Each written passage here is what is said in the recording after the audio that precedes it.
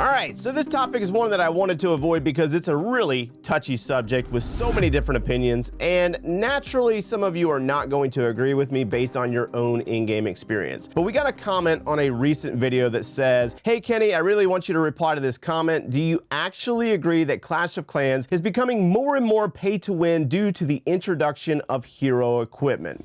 So this is something we've been seeing a lot over the last 8 months regarding hero equipment on the Clash of Clans subreddit, where each time a new piece of equipment comes out, everybody starts screaming pay to win and everybody gets kind of upset about it. But to really understand this topic, we need to look at the proper definitions of free to play versus pay to win.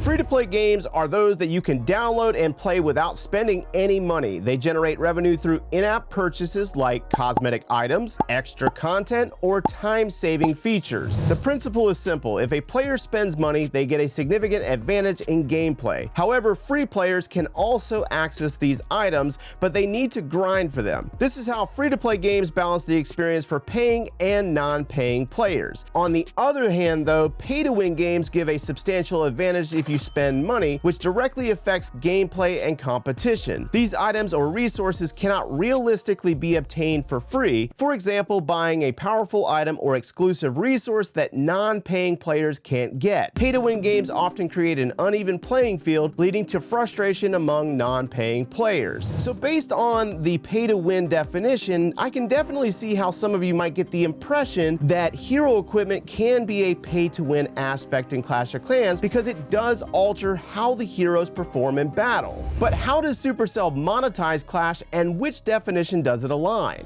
So first we have the Season Gold Pass, which offers boosts for reduced upgrade prices and times, extra resources and magic items which can be applied to both the home village and builder base, and then we have the Season Bank, which collects a percentage of stolen loot to be paid out in one lump sum at the end of the season, so you can do expensive upgrades without farming. Then we have Special Event Passes, which offer bonus points to advance in the event faster, plus extra rewards that stack on top of the free offers. Next is the special offers in the shop, which can include extra magic items and resources, cosmetic items such as hero skins and sceneries, hero equipment or offers, and special event currency like we have during the Anime Clash event. And then lastly, we have the gems and resources from the treasure tab, which is really an outdated source of monetization, but can be used to purchase gems to support 1-gem donations to clanmates, purchasing hero skins from the cosmetic shop, purchasing missed hero equipment and magic items from the trader shop, activating the goblin worker, or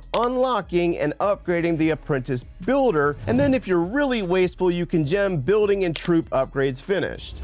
Now, do each of these items enhance a player's village progression in the game? Yes, of course it does. I think most of the content that we buy in the game is mainly focused on speeding up the progression of the home village and the builder base. But does it make paying players a better attacker in Clash? And I would have to say no, because those players, even though they spent money, still have to learn the troop, spell, machine, and hero mechanics just like everybody else. Also, are each of these items previously listed available for non-paying players? Well, yeah, you have the free silver tier in the season pass that offers some magic items and resources, and you have a smaller season bank payout at the end of each season. They also offer a free tier in special events like Anime Clash that has equipment ore, special currency, and an exclusive obstacle. They also give us enough of that special currency to purchase new hero equipments for free during the event. Gems can be collected by completing game achievements, 3-starring monthly base challenges, collecting them from the gem mine on the builder base, removing obstacles from the home village and builder base, or by selling magic items, just to name a few.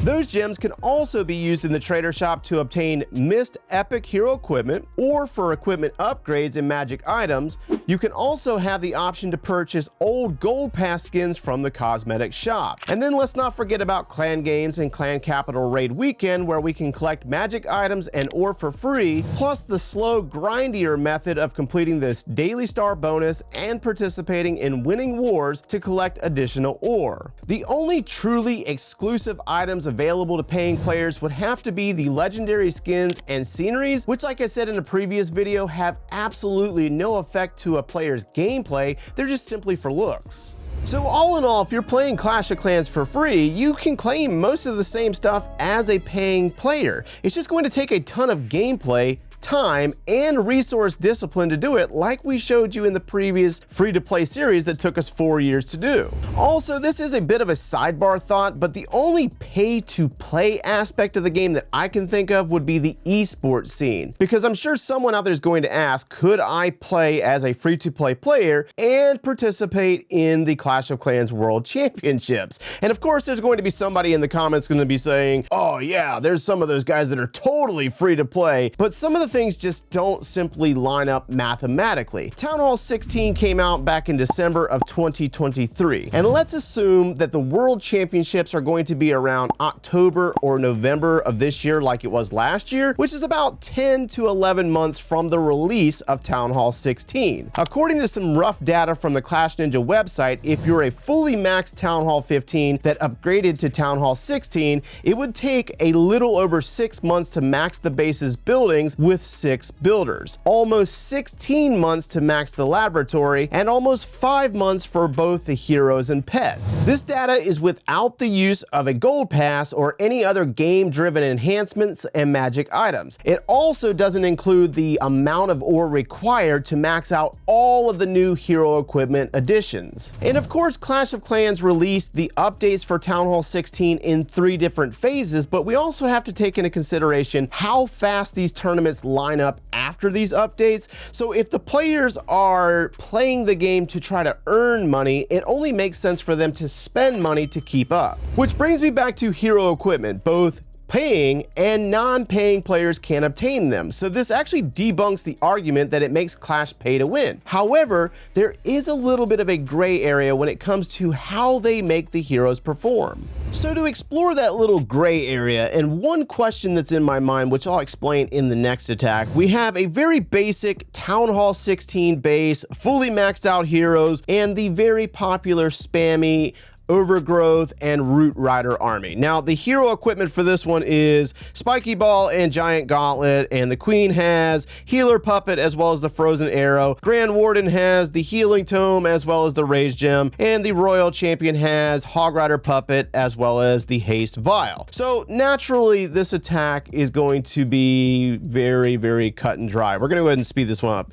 We got the Super Barbs in the outside, we got the King and the Queen and a Siege Barracks. There goes our riders, our Root Riders with the Grand Warden's effects and the Royal Champion working their way in. This one's really standard. We're going to actually drop the Overgrowth on the Town Hall's compartment and keep it from activating, taking down the Eagle Artillery, Monolith, etc. Now, let's go ahead and slow it back down just a little bit because we have the hero abilities that we need to focus in on. Obviously, the Warden is having those effects in regard to the Rage Gem with the Root Riders as they move through the village. We have the Archer Queen that's on the outside of the base, freezing the Wizard Tower and kind of protecting troops. She's going to take on a defensive king over there here in a moment. And then the Royal Champion, I don't think we actually have to use most of these abilities until the end. There goes the Champion's ability, the Hog Riders, as well as the Haste Vial, and she's going to power through a bunch of defenses with the assistance of the Hogs, clearing out Hidden Tesla, as well as the Inferno Tower and the Cannon. And then since the core is shut down by the Overgrowth, we have the King and the Warden ability left over with a ton of spells. We're actually going to shut down that core one more time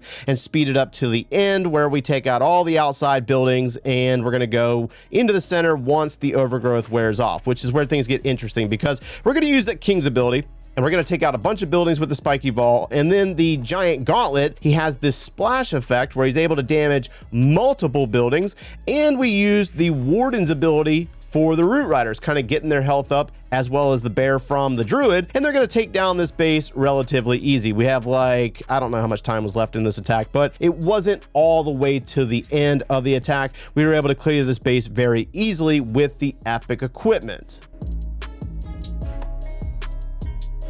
Which led to the question of, if I cannot 3-star this same exact base, and this is just obviously one example of so many different examples out there, but the point is that if I cannot 3-star a base with the standard hero equipment, then that would mean that this game is totally pay to win by having epic equipment. Does that make sense? That's kind of where my head was at. So let's review this one right here. We're going to speed it up, same exact approach. We just might have a little bit of different pathing with where the troops actually go in this one, but we have the puppets on both the king and the queen, so the barbarians and the archers, the old school stuff. The Grand Warden has the Eternal Tome as well as the Life Gem, and then the champion has the Seeking Shield and the Royal Gem, and they're working through the base in a very similar manner to the last attack. The king's ability had to be used because obviously he doesn't have those special effects, so he wasn't able to send the spiky ball through the base taking down various buildings, nor did he get super large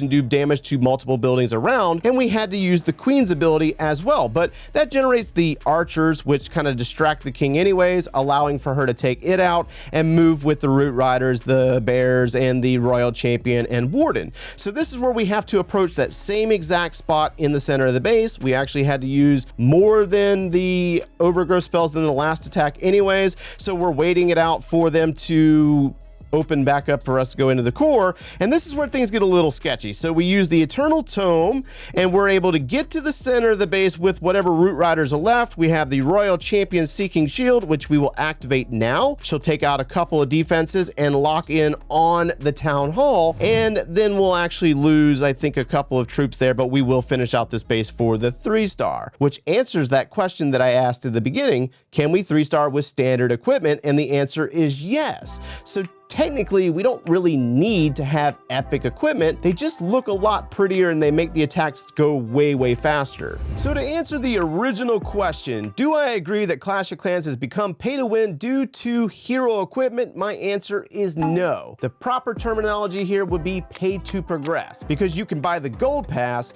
and special offers to upgrade base progression and level up hero equipment much faster than normal free players, but it does not necessarily make paying players better attackers. This aspect of the game still requires time, patience, and gameplay experience, or a well-versed of the current meta tactics in the game.